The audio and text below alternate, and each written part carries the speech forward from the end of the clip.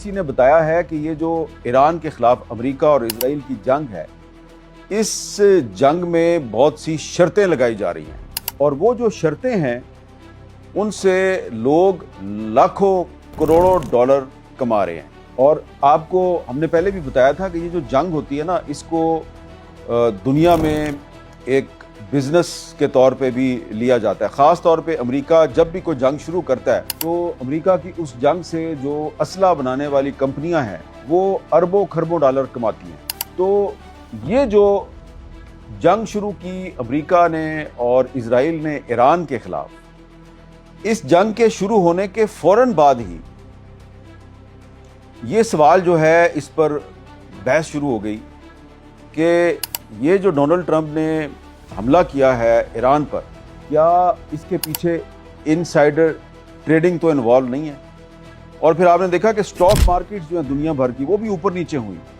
تو ایک طرف انسائیڈر ٹریڈنگ سے لاکھوں کروڑوں ڈالر کمائے جا رہے تھے، دوسری طرف جو سٹاک مارکیٹ کا جو اتار چڑھاؤ ہے اس سے بھی اربوں ڈالر کا کسی کو نقصان ہو رہا تھا، کسی کو فائدہ ہو رہا تھا۔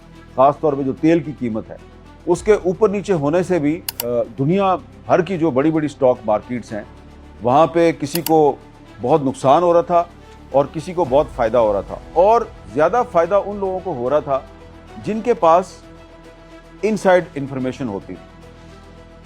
اب مجھے جو ہے اس معاملے پر خبر اس طرح ملنی شروع ہوئی کہ کچھ لوگوں نے مجھے خود بتایا کہ پاکستان کی جو سٹاک مارکیٹ ہے اتنی بڑی نہیں ہے لیکن کافی ایکٹیو سٹاک مارکیٹ ہے۔ انہوں نے بتایا کہ جی یہ جو ایران کے خلاف امریکہ اور اسرائیل کی جنگ ہے، تو اس جنگ کی وجہ سے جو سٹاک مارکیٹ میں جو اتار چڑھاؤ آ رہا ہے، تو اس سے بہت سے لوگوں کے پیسے ڈوبے ہیں لیکن بہت سے لوگوں کو فائدہ بھی ہوا۔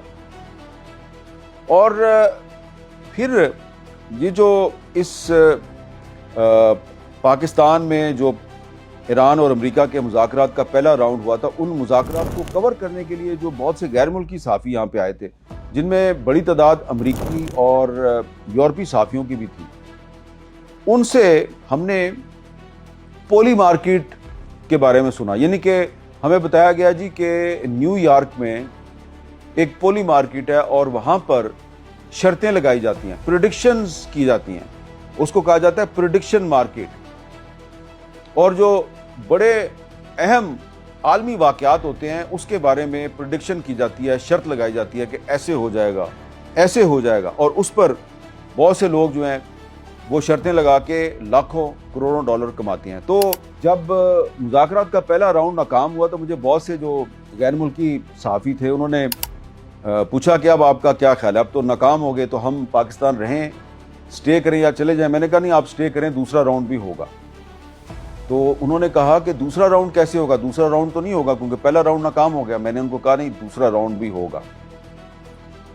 وہ 2-3 دن گزرے تو ان میں سے ایک صحافی جو ہے اس نے مجھے کانٹیکٹ کیا اور اس نے کہا کہ آپ صحیح کہہ رہے تھے، دوسرا راؤنڈ ہو رہا ہے، اور ڈونلڈ ٹرمپ نے کہا ہے کچھ صحافیوں کو فون کر کے کہ دوسرا راؤنڈ ہونے والا ہے، تو آپ کی تو خبر صحیح ثابت ہوئی۔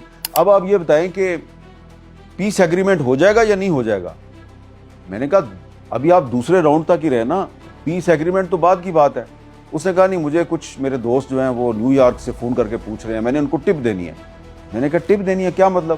اس نے کہا پولی مارکیٹ میں لوگ جو ہیں وہ شرطیں لگاتے ہیں، اور یہ ایک لیگل بزنس ہے، اور وہ کرپٹو کرنسی میں شرط لگتی ہے، اور یہ تو شرطیں جو ہیں جنگ کے شروع ہونے کے فوراً بعد سے لگ رہی ہیں۔ تو میں خبردار ہو گیا، اور پھر میں نے اس کو تھوڑا انویسٹیگیٹ کرنا شروع کیا، میں نے فالو کرنا شروع کیا چکر کیا چل رہا ہے۔ پھر میں نے ڈونلڈ ٹرمپ کے جو بیانات ہیں ان کو غور سے ان پر نظر ڈالنی شروع کی کہ یہ کس ٹائم پہ کیا بیان دیتا ہے، اور اس کا جو بیان ہوتا ہے اس سے جو انٹرنیشنل مارکیٹس ہیں ان پہ کیا اثر پڑتا ہے، سٹاک مارکیٹیں کیا کرتی ہیں، اور یہ جو پولی مارکیٹ ہے اس میں کیا ہوتا ہے۔